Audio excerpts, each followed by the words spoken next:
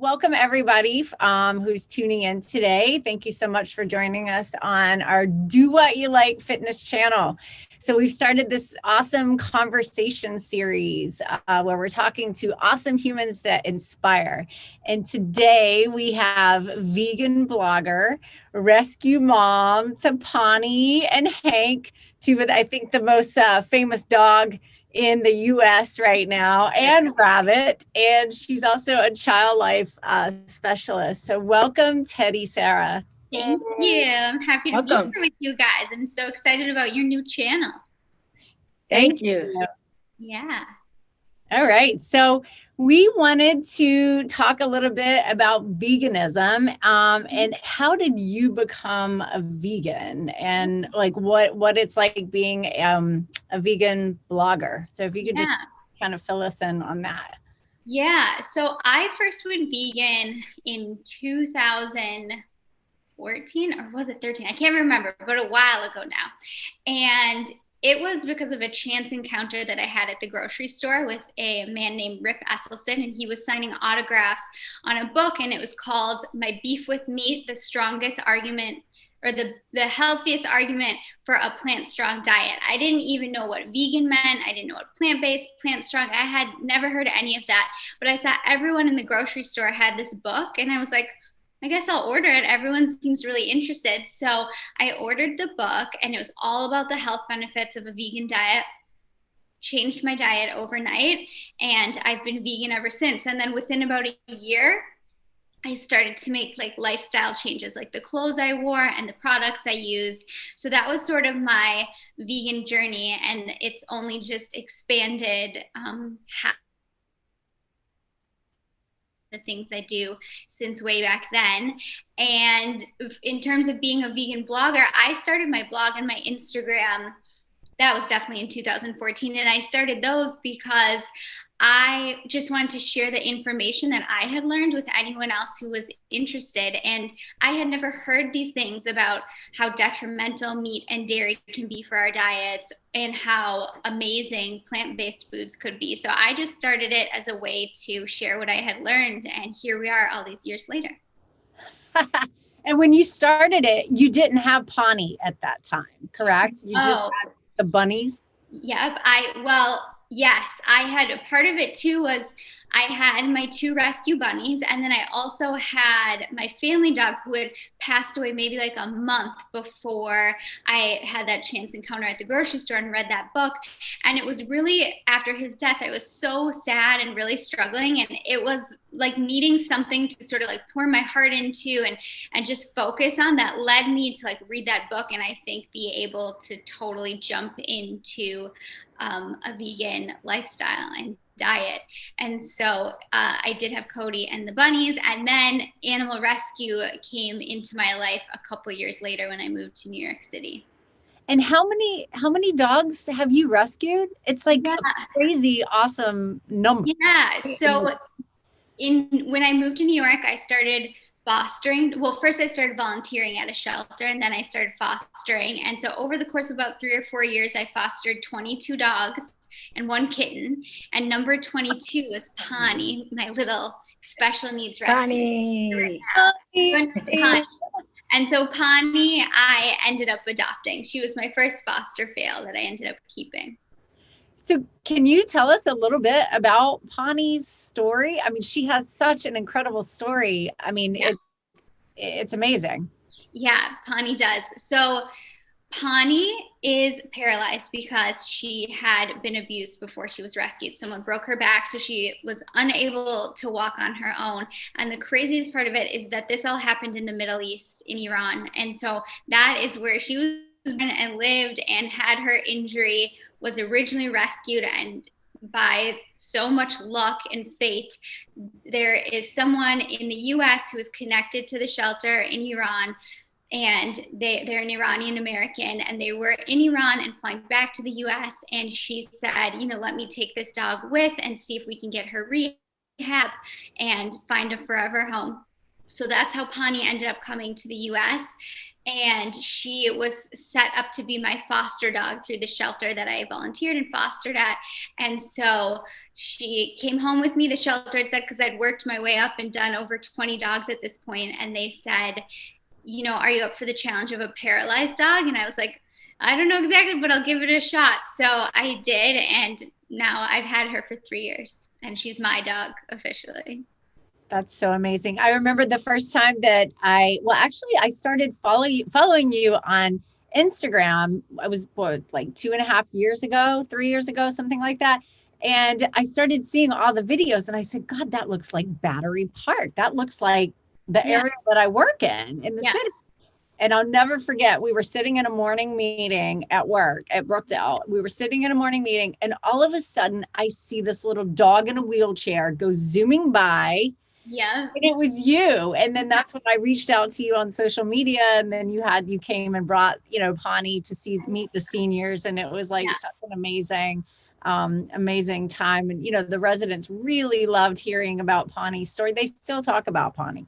Oh, that's so sweet. Yeah, I mean, I love that so much. Like, what are the odds you follow me on Instagram and I happen to walk by you in your morning meeting at work? So crazy. So crazy. Teray, do you have anything? I know you had a question, I think, that you wanted to ask about Pani's diet, right? Or what she feeds Pani. Oh, yeah. I have 2 questions in mind. Well, we can start with that one. How in the world did you get Pani to eat vegan? Yeah. So, it's funny.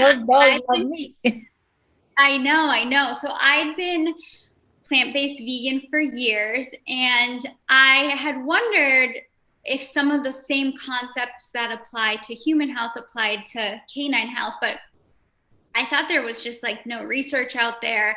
But a lot of the things like mass producing meat and factory farming and antibiotics and the conditions that animals live in that make meat so detrimental to human health, I was like, it's the same thing for animals. She's not eating like a animals she finds out while we're hiking and that's her meal. She's eating factory farmed animals, and same with all my foster dogs. And so I was just curious, like, I know that they're a little more designed to eat meat, but isn't that detrimental to them too, to eat these animals that are brought up in these horrible conditions and that are so sickly and pumped with antibiotics and other medications? And there was a book that I had that I recommend to everyone. And I had it, the 3rd edition of it, with my family dog, Cody. And it was called Dr. Pitcairn's Complete Guide to Natural Health for Cats and Dogs. And it had led me to start cooking Cody, our family dog's diet, for him. And it added years to his life. It was just, he was no longer eating kibble, and instead we were making homemade food. And so once I got Pani, I was like, God, remember that book I used to have? I'm going to order one here in New York so I can start making Pani's food for her. And so I ordered it, and it was a new edition. It's now the 4th edition. And when I started reading about it, it was talking to all those points that I had been thinking about, if meat has negative effects on animals and what those are. And it ended up recommending a plant-based diet for animals, or at least a mostly plant-based diet.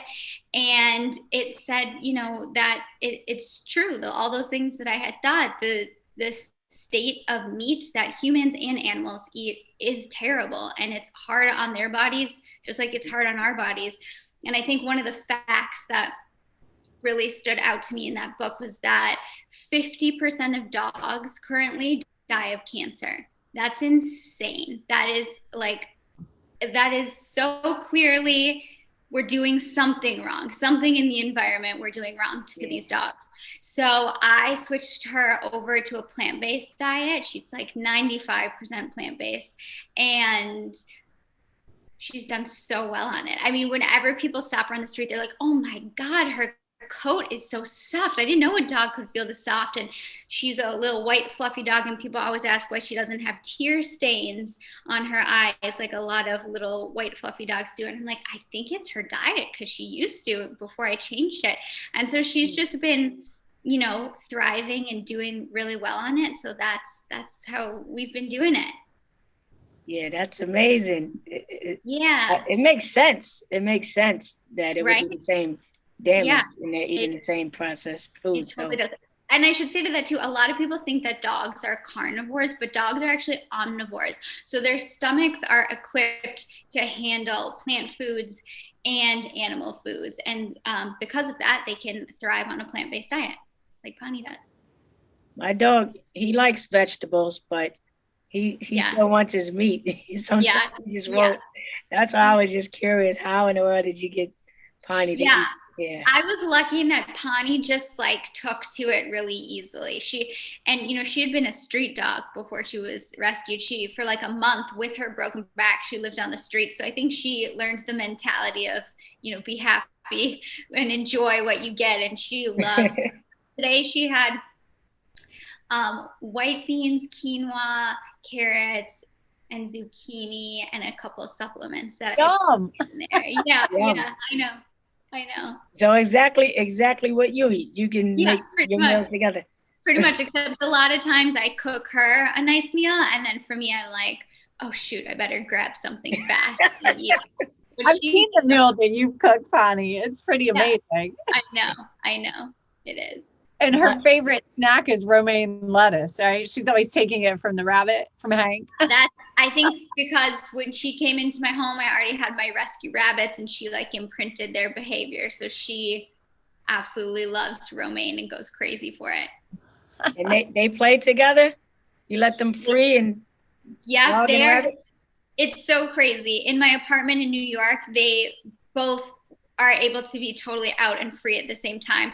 And I had actually I post about this on Instagram a lot, a Furbo camera so that I can see them and talk to them if I need to like tell Pani not to do anything naughty, which she actually never does. But I bought it with the intention to be able to see if it's safe for them to be out, what they would do, and talk to her if I needed to. It also throws treats. It's really cute.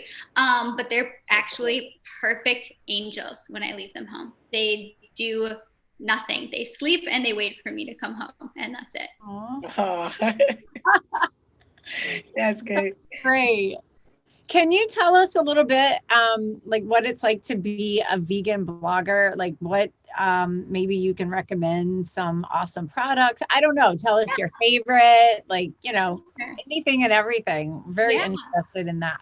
Yeah, for sure. So I think what's great about being a vegan blogger is like when I made the diet and lifestyle change, I didn't really understand what to eat, what to wear, what to buy. I didn't understand. I knew I wanted to make those choices, but I didn't know how to actually, make it happen in real life. So what helped me so much in my transition to a vegan lifestyle was following a bunch of other vegan accounts. So I knew what to make for dinner or lunch or breakfast, and what making vegan choices with clothes looks like and stuff. So that is what I use my blog and Instagram for, to help spread the word about products or brands that I find that are vegan and cruelty free and that I really like. And so some of the things that are most popular that I've shared, well, one that's great, Whitney, you'll know for sure, and Teray, I'm sure you've seen it on Whitney at Work, is Noise, which is a totally vegan outerwear company. So they use no feathers, fur, leather, or wool in their winter jackets, because winter jackets are one thing, those are a big purchase. Normally they're kind of expensive, and people don't even realize a down jacket means down feathers taken from a living bird, plucked from the bird. And we don't need to steal another creature's source of warmth for ourselves when we have other better options. And so brands like Noise, which make completely vegan winter jackets, they are so warm. They're like the cutest jackets out there. And so so I just like to spread the word about brands like that, so people know that if they're ready to make a kinder choice, this is available to them. It's a great brand. It'll keep you just as warm as any other jacket that's made with animal products. And then I always have a discount code for it too. So if anyone wants to use a 20% off discount code, it's TEDIFW20 on the Noise site for 20% off. But, that's really what my work as a blogger and Instagrammer focuses on, just spreading the words about these brands and products. And trying to provide ways to make it easier for people to buy them, whether that's with a discount code or, gift guide roundups, whatever it is, just sort of spreading the word and helping people to make kinder choices when they want to. Yeah, I think that's a great idea, because there's a lot of information about plant-based eating online, but I don't always see the other side as far as like the clothing and cruelty-free products. Absolutely. I wouldn't know. Like, I wouldn't have known about noise if it wasn't for you and Whitney. And then I saw her other friend Candace. She had on a nice jacket the other day. I was like, "Where'd you get that?" She's like, "Oh, it's noise." And I was like, "Wow, Whitney has one too." So they're really nice looking coats. I'm gonna have to grab them. You want to use that coat? Yes. Go to Noise, people. Go to Noise. Yes, definitely. And I think one thing that's really great about it too is people have preconceived notions because of what we're used to. And we know that applies to food. People think, well, I have to eat meat to be healthy, when that simply isn't the fact. But same thing, like with the jackets, people have preconceived notions that down is better. Well, down is better for ducks and geese and swans. It's not better for us. We can be totally just as warm in other man-made materials or naturally made. And what's great about Noise is that their fill for their jackets is made from ocean-bound recycled plastic bottles. So plastic that was headed to the ocean, and instead they convert that into their fill, and their jackets are so comfortable, so warm. And I always like to say, people for some reason just don't believe that they're going to be warm because they don't have real down feathers in them. And I always remind people that Noise is a Canadian brand, so they know about needing to stay warm. And I am from Minnesota originally, so I understand the cold too. So trust me, vegan jackets can keep you just as warm as the ones that are made with down. Yes, the two Noise coats that I bought, they are super warm. So and I'm so thankful that you turned me on to that company, because it's fantastic. It's great. Thank you. We'll post the link to the site with your code in the comments. Perfect. Awesome. That would be perfect. And I know that they're really warm because I walk all around New York City, but Whitney, I feel like when I'm out walking, I always run into Whitney walking all over New York, and she always has her Noise on. So another testament to how warm they are. I bought a pair of their shoes recently too that I really like. Amazing. Yeah, they're black boots. So I love it. Those are cool too. Yeah, I meant to tell you that. Yes, send me a picture. Code. Yes, amazing. Send me a picture. I want to see what they look like. I will. So, do you have any tip? Oh, go ahead. Go ahead, Trey. I had one more question with regards to the fostering the animals. And so you do that through Animal Haven, is that right? Yes. All right. So if somebody wanted to foster or adopt any animal from there, like what's the process, or how much is it? Is there a large amount of fees? Because I always assume adoption is free, but it's not necessarily free, right? Yeah, so that's a good question. So there's sort of like two parts I'm going to answer to that. One, if people are interested in volunteering, becoming just involved in rescue or fostering, a great thing to do is just Google animal shelters near me. That's how I found Animal Haven when I moved to New York. There's animal shelters all over the country, all over the world. So just Googling the nearest shelter and finding that is a great place to start. And it's different with COVID right now, but before that, how most shelters do it is they have an orientation for new volunteers, and you just learn how to help out there and get to do things like walk dogs, clean cages, facilitate meet and greets, and it's just like the most rewarding, amazing work. I've loved my volunteer work at Animal Haven. And so with fostering, if someone is interested in that, it depends on the shelter. So some shelters and rescue groups, you can sign up just to be a foster to start out that way. Other shelters like Animal Haven, you have to first you have to be a volunteer for like 6 months or something like that, and then you can start fostering. But if you're interested in adopting, so again, Googling the shelter nearest you and going and checking it out. Although with COVID, I would first call and see if, or check their website, see if you're allowed to go in person or if you have to make an appointment. But in normal times, pre-COVID, you can just show up at shelters during their visiting hours and meet the animals and see if there's one that you click with.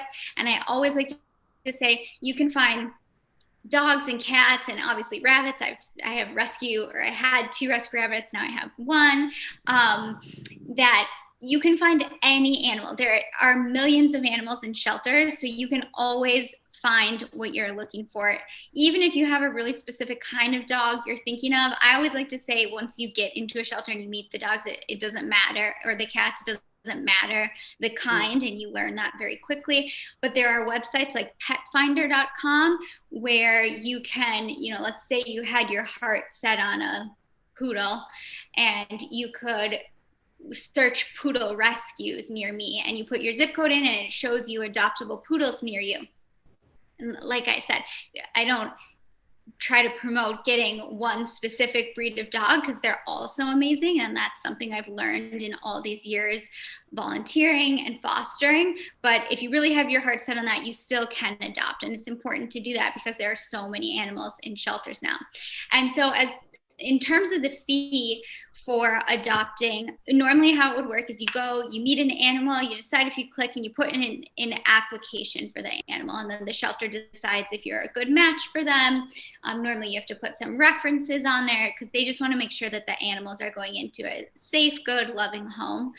And then the fee, so a fee at a shelter is always just to cover their spay and neuter surgery and their any medical costs, and also to register them with a microchip. So if they got lost, that you can find them because your information is scanned on the microchip.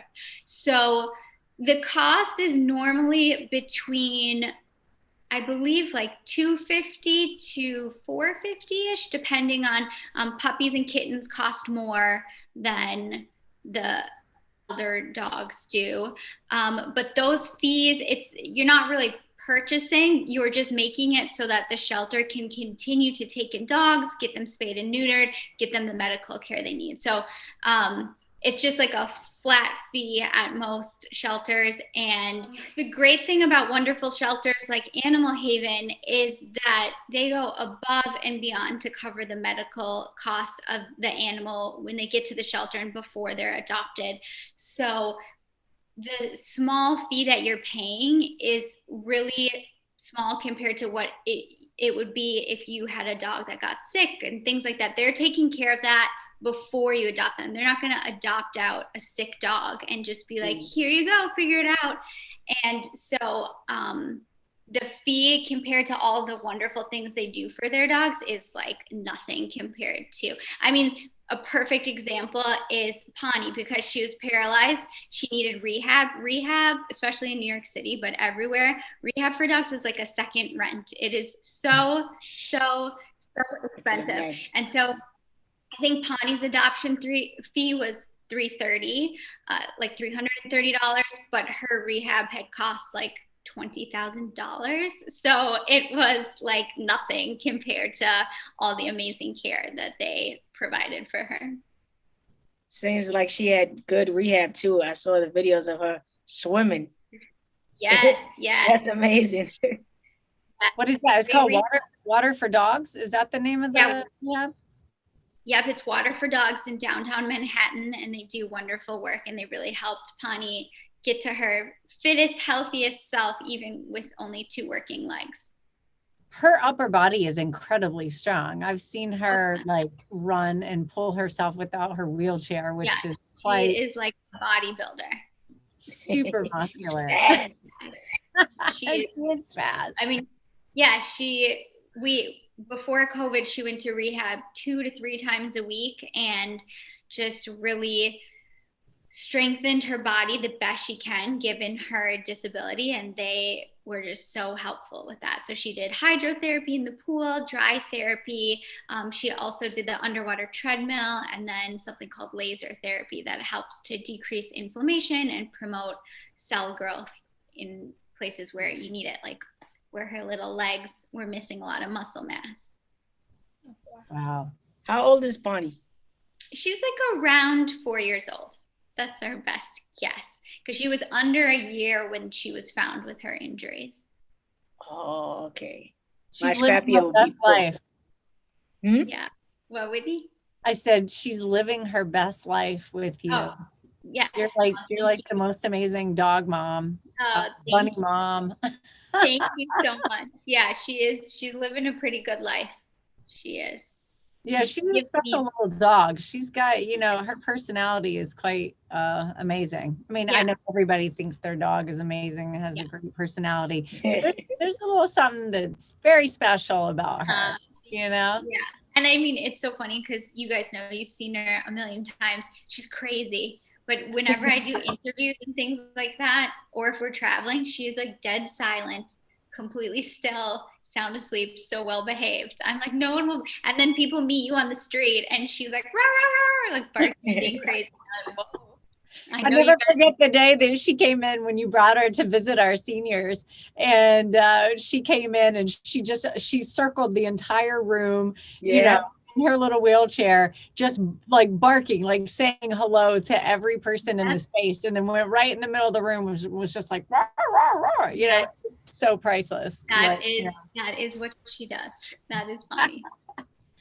So going back to, I know we don't have that long, but going back to veganism, plant-based eating, if someone was to think about starting a plant-based diet or a vegan lifestyle, what kind of tips, like how would you, what would you recommend to them, an easy way to start? Because, it can be a little overwhelming when it's like, okay, well, don't wear leather, don't use this, don't, I mean, from makeup to shampoo, learning about cruelty-free products, like, what do you recommend someone as a beginner? How should they start?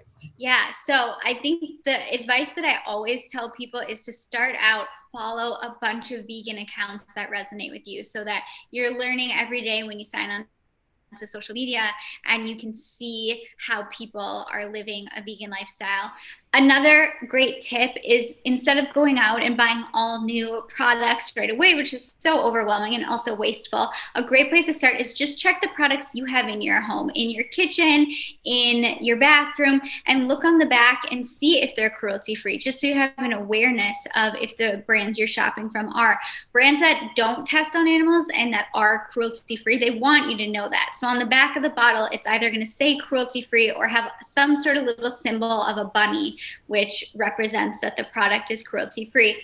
So just checking and seeing. If you don't see those words or those symbols, chances are the product is tested on animals. You can always confirm that by just Googling, is blank, whatever the brand name is, test on animals, and the answer will pop up right away. And so then just when you run out of that product, going to the store and checking to see some alternatives that are, I think that's a good place to start. And even places like Walgreens and Target and Duane Reade have cruelty-free options now. So it's easier than ever to make those sort of changes. And then I think another thing that's really helpful is just overall with the diet is watching some documentaries on it, because those, like, once you have the visuals, and whether it's about health or about animals or about the planet, it just really helps you to align with it and to feel like invigorated about, I want to do this for my health, for animals, or for the planet. So some great ones are Forks Over Knives or Cowspiracy or What the Health. Maybe you guys have some other favorite documentaries. Game Changers. Oh yeah, Game Changers. Game Changers is so good. That's a recent one. That one's really good too. There's also a really good documentary that isn't even specifically about veganism, but like the overall message is, it's called Okja. It's OKJA, and it's so powerful. It takes place in the future, and it's a fantastic movie and really moving about animals and how we care for them. So that's another thing too. I think Foodicate was another good one. Foodicate. I don't know if I know that one. Well, so I'll have to add that to my list to see. Yeah. I've taken all the tips that you've given. Amazing. What did you say the name of it is? Foodicate. Oh, like educate, but foodicate. Foodicate. Yeah, I haven't seen that one. Yeah. I'll have to check that out. Yeah. Yep. Is there anything else that you wanna? Is there anything you wanna promote? Like brand? Anything else? I know we talked about noise. Is there anything else you want to mention in the last few minutes? I'm trying to think if there's anything else. I think like the best thing is if people are interested, they can head to my blog or my Instagram, because that's where I share all of the brands that I found that are vegan and cruelty free and that I just really love using. So that is a great place to start. And trying to think if there's any other brands that I'm like, people just have to try. Honestly, there's so many good ones. That's why I'm having trouble picking one. Like, it's so my lifestyle now. Like, just everything I use is vegan and cruelty free, from my makeup to my bedding and my winter wear, everything. So there's just so many ways that you can take it, and we can all always make kinder choices. So I think my Instagram and my blog are a great place to start. And of course, your guys' channel and your guys' Instagrams are a great place for inspiration too, especially on the food front of things. We're trying. We're out there, you know, plant-based. Woo woo, vegan. We're working on it. We're trying. Yes. Amazing. But I love going to your Instagram page and seeing what all, you know, what you've encountered on your vegan adventures, and I love to follow that, and also use your discount codes. I know that new toothbrush. I already have an electric toothbrush, but now I'm like, oh my god, I may have to get the, what's it called? It's so good. Yeah, that one's called Bruce, and that discount code is only going to be good, I think, until March 1st. But that one is a great brand that I worked with. And that's, again, like a toothbrush company that does not test on animals, because they had reached out to me and I was thinking, wow, does that really fit into what I share? And then I realized, well, a lot of the other brands do test, because they make dental products too, like toothpaste and things like that, and they're tested on animals, or they have things like glycerin from beef in them and stuff like that. So this was a new small electric toothbrush company, and they're not tested on animals. They don't have any products that are non-vegan. So I was happy to share that with people. And then I have I share a lot vegan collagen. Maybe that's one other thing that people might be interested in. Lots of people take collagen supplements. It's sort of like an anti-aging to help restore texture and elasticity in our skin and smoothness, because collagen is something that we lose as we age, and it's wildly popular. I won't say the brand name, but it's everywhere. Like collagen, you guys know it. It starts with a V and has a P, and people don't realize that those are made from ground cows. And again, we do not need to steal a cow's life for our beauty needs. That's so incredibly unnecessary. So there's a great brand called Source, and they make vegan collagen, and they're in little dark chocolate, clean candy bites. And it's the best way to remember to take supplements. They make B12 too. And so that one I have a discount code for. It's just Tedi, Tedi, my name, for $10 off. But things like that I love to promote, because when the first time I shared it, so many people responded to my stories on Instagram and said, oh my gosh, I take that brand of collagen. I did not even realize it's made from cows. Like, I cannot believe that. And so then they switched over to this brand, which is totally plant-based collagen and works really well. Well, that brand that you're talking about, it has it written so small on the back where it says bovine. And a lot of people may not even know what that is, or you're not paying attention because it's so small. Yeah. And it's like, no, if you're trying to do vegan collagen, that's not vegan collagen. Right. Cow parts right there. Right. And even if you are steadfast in the belief, like, we have to eat meat, I have to eat meat. Well, no one has to eat cows for collagen to try and make their skin look better. There's other ways to do that. You do not need dead, ground up cows to do that. It's just unnecessary. So that's why I love being able to share plant-based alternatives. Thank you so much, Tedi. Yeah, thanks for having me on. I'm so excited about your guys' channel. Thank you.